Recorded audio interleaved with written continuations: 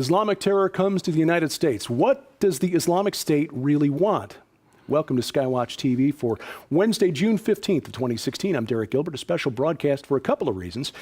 We have the opportunity finally to formally welcome the newest member of the SkyWatchTV team, the author, co-author of the new book, The Final Roman Emperor, the Islamic Antichrist, and the Vatican's Last Crusade, Cris Putnam. Cris, welcome. Hey, Derek. It's great to be with you. It's glad to welcome you here and know that you're going to be around for a while instead of having to go back home after a couple of days. That's right. The journey here was a little more adventurous and the path a little longer than I think you thought. Yeah, I don't think I'll be renting a big truck and towing a car behind it again anytime soon. Well, getting down to the situation that occurred in Orlando over the weekend, early Sunday morning, a gentleman who, and I use the term very loosely, incorrectly probably, who called during his attack to pledge allegiance to the Islamic State, killed 49 people, wounded 53 others in an attack that the Islamic State gladly took credit for.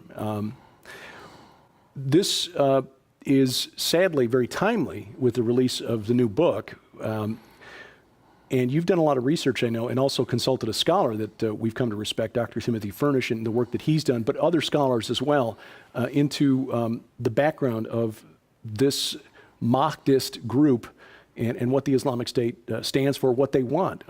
Now, first of all, I guess for people not familiar with the term, what is Mahdism? Well, Mahdism really is the belief in the Mahdi, who is basically a human savior in Islam. And it's a really interesting belief. They also believe Jesus is going to return and institute the kingdom, just like Christians do. And so their eschatology is really based on Christian eschatology, from what I can tell. They really kind of modeled it on that. But it's interesting that this Mahdi character appears in the Hadith literature only. You don't find any mention of him in the Quran. And in the book, I make a pretty good case, I think, that Muhammad probably never said anything about the Mahdi, but the Hadith says he did.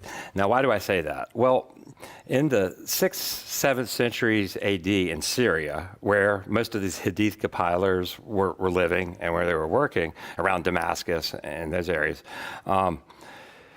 you find that there was a Christian pseudepigraphal work. It's falsely attributed to the church father Methodius. It's called the Apocalypse or Revelation of Methodius. Now, Methodius didn't really write it. We know that now, but they didn't. And most Syrian Christians believed that this was a genuine, inspired revelation. Now, in this revelation, it speaks of a final Roman emperor, okay? And this character is said to convert the world to Christianity right before the return of Jesus. And so he was a big hero, and everyone was looking for the final Roman emperor within Christianity. Now, at the same time, you have the Muslims in the same area, and they're hearing all this. At the same time, they're compiling the sayings of Muhammad, the Hadith. And I think what happened is they heard this, and they said, hey, we need a counterpart to an apologetic against this final Roman emperor character, and this is where the Mahdi comes from. And a lot of scholars would agree with that assessment, that it's kind of a plagiarization, really, of that pseudepigraphal work. So the beliefs of Muslims then, not just in the Quran, which are supposed to be the holy book given to Muhammad by the angel Gabriel, but then the Hadiths, which as I understand it, are graded according to how accurate Muslim scholars believe they are. Very accurate, strong or weak hadiths, basically, based on the accounts of people who claim that they heard Muhammad say this, that, or the other. Right. So all of the eschatology is based on what other people say they heard Muhammad say, and then graded according to how reliable those are, according to Islamic scholars, through the centuries. Yeah, it's really nothing but hearsay. I mean, none of it would be admittable in court. So-and-so said he heard, so-and-so heard Muhammad said. It's like, really? And that's most of the details and the characters that we know about in their eschatology, the Jal, their version of the Antichrist, the Mahdi. These guys are largely from the Hadith. I mean, you don't see anything about the Mahdi or the Jal in the Quran. Now, the Quran does feature the Day of Judgment, and it's pretty much the same thing you see in the Old Testament, in the book of Daniel, the dead will rise and be judged. That's in the Old Testament and the New Testament. In Revelation, it would be the final resurrection. But of course, Revelation has 2 resurrections, right, whereas Islam only has the final one.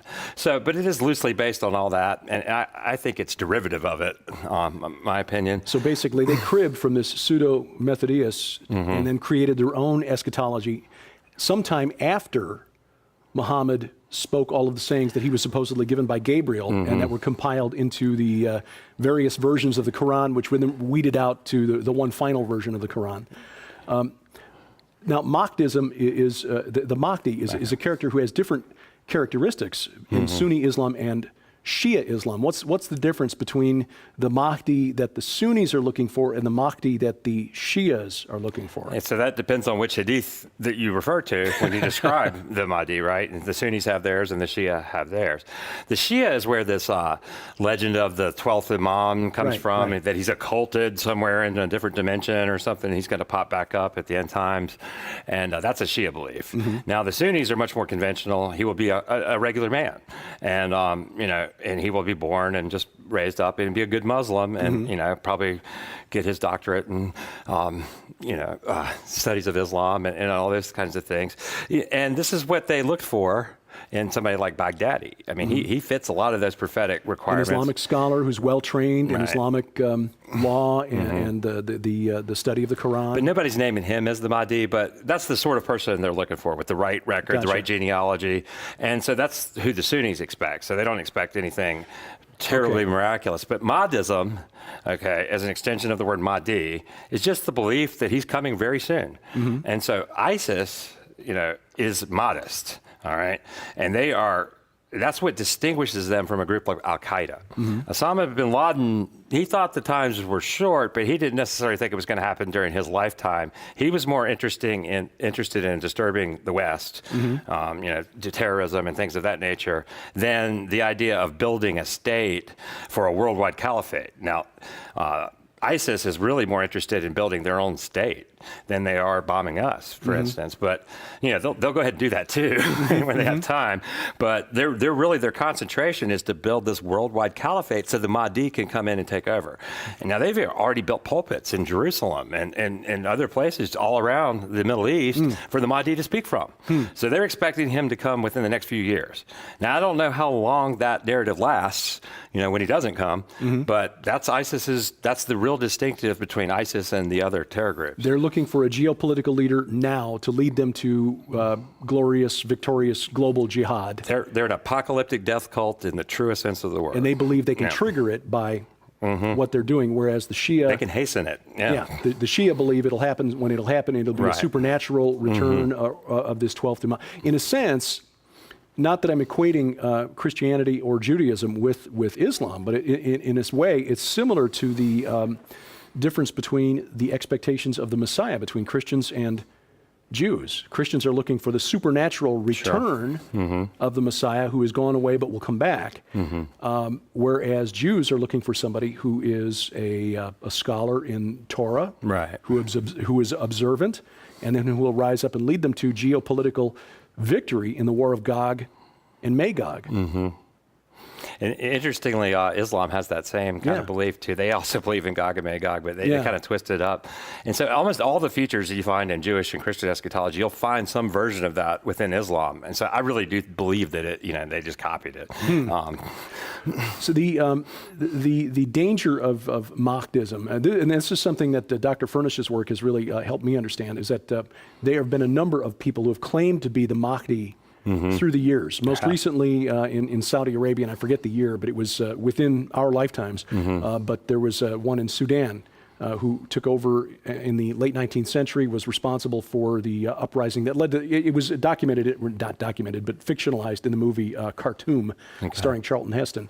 But there have been a number of Mahdi or Mahdi candidates throughout the years, just as there have been a lot of messianic pretenders throughout history. Absolutely. And it parallels that very neatly. I mean, there's been a few in Africa that just, killed lots of people. And there's a book I refer to in our book, The Final Roman Emperor, is that Islamic scholar David Cook, is probably one of the top Islamic literature scholars of the United States, has a book that catalogs all these Mahdi characters, throughout recent history, really so we can learn something from it. I mean, it has caused a lot of injury and death and turmoil.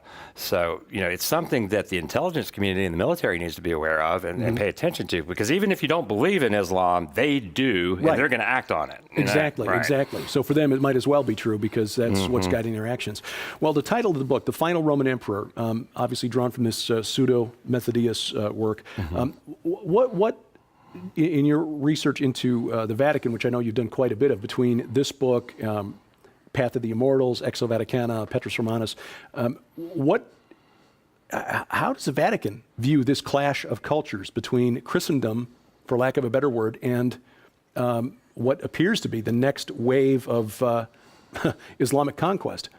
Well, that's an interesting question, and I could go several different directions with that. I think the thing I'll just tie in right now, because we've been talking about it, is that, we talked about this last Roman emperor from Pseudo-Methodius, right? And so we get the Mahdi from there. There's also Roman Catholics picked up on the same piece of literature, and they have the great Catholic Pope. And it's based on the same character, the same piece of literature, and it's still prevalent within Roman Catholicism. And it started in the Middle Ages. They believed there would be a French king who would convert the world to Catholicism before the return of Christ. And it's still prevalent. You can find it on modern Catholic websites where they talk about this great Catholic king. It's based on the same guy as the Mahdi. And so Muslims and Catholics share belief in a common character, not the same guy, but one's a Catholic, one's a Muslim, and they have the same function. And it's really kind of troubling, honestly. Well, it kind of ties in with the research I'm doing for the presentation I'm going to give in July about how all through the ages, the enemy has tried to implant false ideas to convince people to behave in a certain way. It doesn't matter whether it's true or not. Well, in fact, it's probably not true, or maybe salted with a grain of truth to get people to believe it. But the idea is to get people to behave as though it's not. It's the classic definition of a psychological operation, a psyop. Sure. If you get people to believe something is true, they will behave as though it's true, and then you can guide their actions in a certain direction. And I think what's happening is what will ultimately happen is a very violent and bloody war between two sides that are both firmly convinced that they are fighting for God. And in fact, neither side will be fighting for God. Exactly. And the thing that's even, if you think about it, you have, big portion of the world's, religious faith believers in Islam and a big portion in Catholicism. They're all looking for a human ruler to bring peace to the world. Now, doesn't that set both of them up to fall for the Antichrist? I mean, It does. It does. And of course, among Protestants, and you've got the people who believe in dominion theology, who are looking for someone who will lead them to reclaim the world because of a misunderstanding of Psalm 110, verse 1, where the Lord said to my Lord, remain at my right hand until I make your enemies a footstool beneath your feet. They take that to mean that Jesus is stuck in heaven until we conquer the world in his name. Right. Yeah. Disregarding verses in the New Testament that say God has already made his enemies a footstool for Jesus' feet. But, well, anyway, we'll continue this conversation tomorrow. Cris Putnam, the newest member of the SkyWatch TV team, and we are delighted to have him here. This week on SkyWatch TV, we've got a very important interview. If you haven't watched it yet, we encourage you to do so, especially if you have children or grandchildren. Opal Singleton, who's the president and CEO of MillionKids.org, the organization's name, the ministry's name, refers to the number of children per year pulled into human trafficking, a literal nightmare reality of child prostitution, child pornography, drug abuse, and essentially slavery. The interview is eye-opening because you will realize how little you know. I consider myself pretty tech-savvy, and I realized with a shock that these kids are being contacted over social media apps that I didn't even know existed.